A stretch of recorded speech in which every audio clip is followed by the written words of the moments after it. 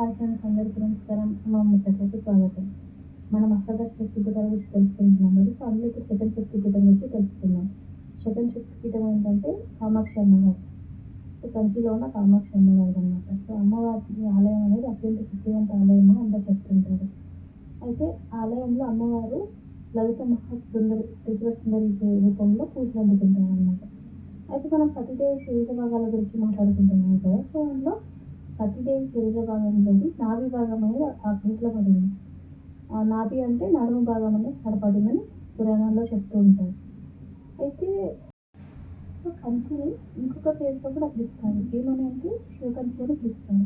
ఆ శివకంచి అని ఎందుకు పిలుస్తారంటే కాంచీపురంలో అన్ని శివాలయాలు కలిపి ఒకే అమ్మవారి ఆలయం ఉంటుంది. ఒకే అమ్మవారి ఆలయం అన్నమాట.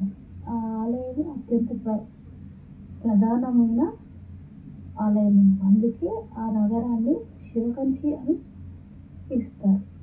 అండ్ ఇంకొకటి ఏంటంటే అమ్మవారు అనేది ఉగ్ర రూపంలో ఉండేవారంట పూర్వంలో. అయితే ఆదిశంకరాచార్యులు అమ్మవారిని శాంతింపజేసి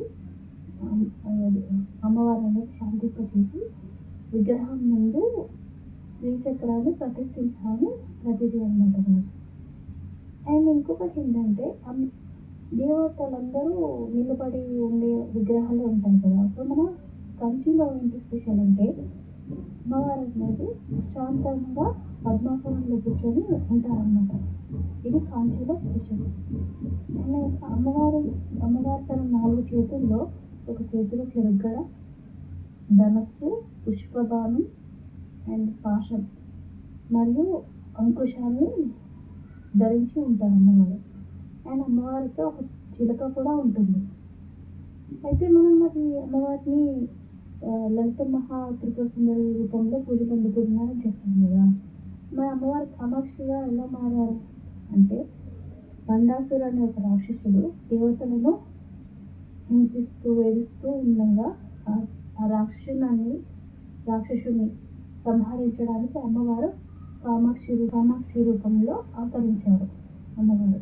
సో నా వీడియో మీకు నచ్చినట్టయితే ప్లీజ్ లైక్ చేయండి, సబ్స్క్రైబ్ చేయండి ప్లీజ్.